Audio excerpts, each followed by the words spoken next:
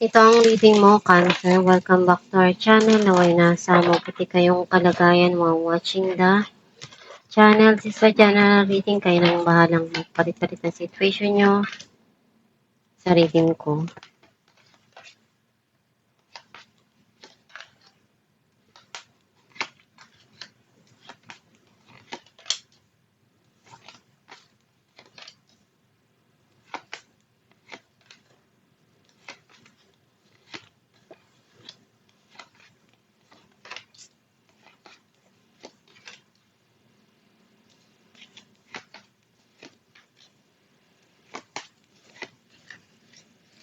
At the bottom of the deck, 8 of Swords. I feel like ang nasa-sense ko na energy mo, andun yung mga bagay na nagpapagulo ngayon sa isipan mo, and pabalik-balik yun.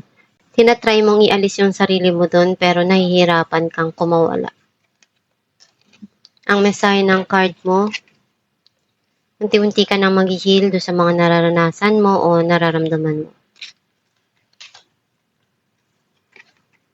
Mo munang mapag-isa at bigyan ng time yung sarili mo to think or to relax. May mga gusto kang sabihin or itama na sitwasyon. Pinag-isipan mong mabuti bago ka gumawa ng hakbang, or itong tao na to may mga bagay siya ngayon na kino-consider bago siya gumawa ng hakbang.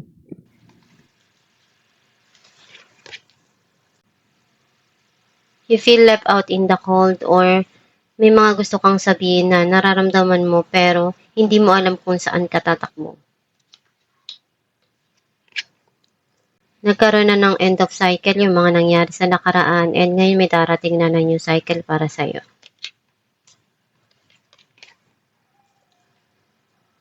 Meron darating na offer or meron kang tinanggihan at nagsisisi ka dun.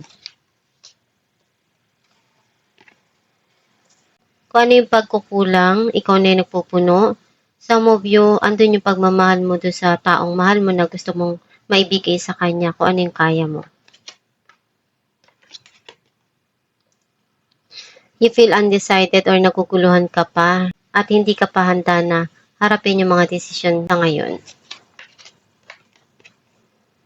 Nagiging masaya ka sa kung ano yung dumarating ngayon sa buhay mo, o malaya ka na nagagawa mo kung ano yung gusto mo. Lahat ng hard work mo, magpipaid off yan at the end. And ginagawa mo lahat ng kaya mo sa karir mo o sa trabaho mo. Pinupunuan mo kung ano yung responsibilidad at kung ano yung kailangan doon sa sitwasyon. Clarify natin ng Queen of Wands, 6 of Wands, and the Hangman. Meron ka ditong kailangan na pagdesisyonan pero feeling mo hindi ka pa handa na gawin yun. And nakikita ko na meron ditong darating na success or meron kang dadaluhan na event or celebration. Clarify natin ng 4 of Swords, King of Wands, and King of Swords. Handun yung passion mo. And nakikita ko na may dalawang tao dito na pinag-iisipan mong mabuti kung sino yung pipiliin mo. Either isang stricto or isang passionate na tao. Some of you, meron ditong sitwasyon na nagkaroon ng silent treatment or hindi pag-uusap. Clarify natin ang Queen of Swords, 2 of Cups, and the World. Minamanifest mo na magkaroon ng pagbabago dito, especially sa pag-ibig, and gusto mong maitama kung ano yung kaya mo dun. Clarify natin ang King of Pentacles, the Lovers, and 2 of Cups. Meron ditong darating na proposal or pag-uusap. Clarify natin ang 5 of Pentacles, Wheel of Fortune, and 4 of Wands. May darating na reunion or iniisip mong mag-travel. Clarify natin Wheel of Fortune. Queen of Cups and Seven of Wands. Right now, very emotional ka. And gusto mong maging maayos yung sitwasyon. Gagawin mo yung lahat ng alam mo na paraan para maisettle kung ano yung sa tingin mo na kailangan doon na gawin sa sitwasyon na yun. Kasi gusto mong maiayos. Magkaroon ng katahimikan yung bawat isa. Clarify natin ang Four of Cups. Judgment and Five of Swords.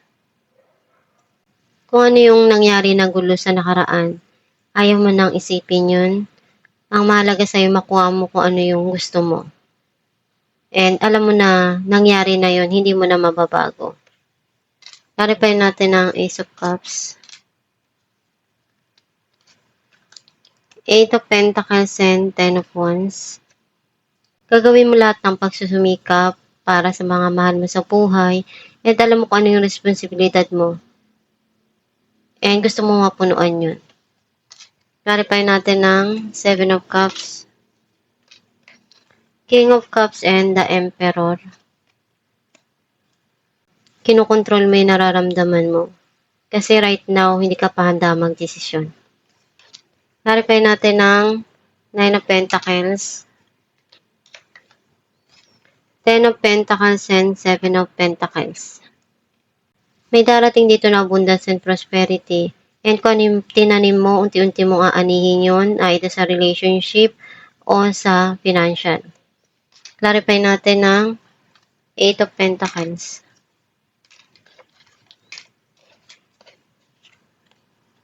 Queen of Wands and Page of Cups.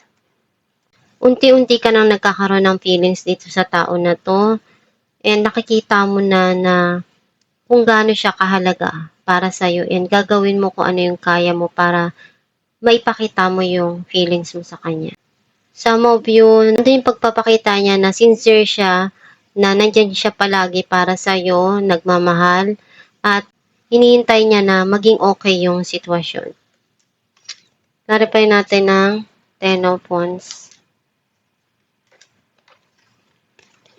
Six of Pentacles and Four of Cups.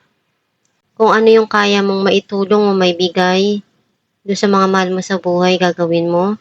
Dahil alam mo kung ano yung responsibilidad mo o tungkulin mo para sa kanila. Kasi ayaw mo na pagdating sa huli, magkaroon ng sisihan. Dahil alam mo na naibigay mo kung ano yung tungkulin mo. Alamin natin kung ano mensahe para sa'yo.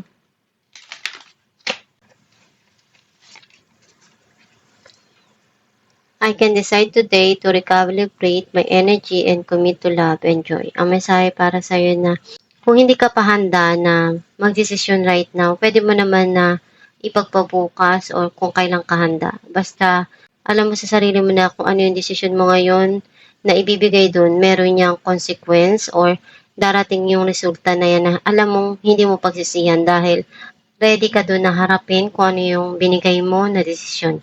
Basta huwag kang susuko sa mga pinagdadaanan mo, maging matatag ka lang at harapin mo kung ano yung dumarating sa buhay mo. At kung nahihirapan ka, magdasal ka lang palagi at hingin mo ang gabay ng Diyos Ama para matulungan ka. At itong yung reading, Cancer, kung nakaresonate ka, kindly comment down below. Thank you for watching.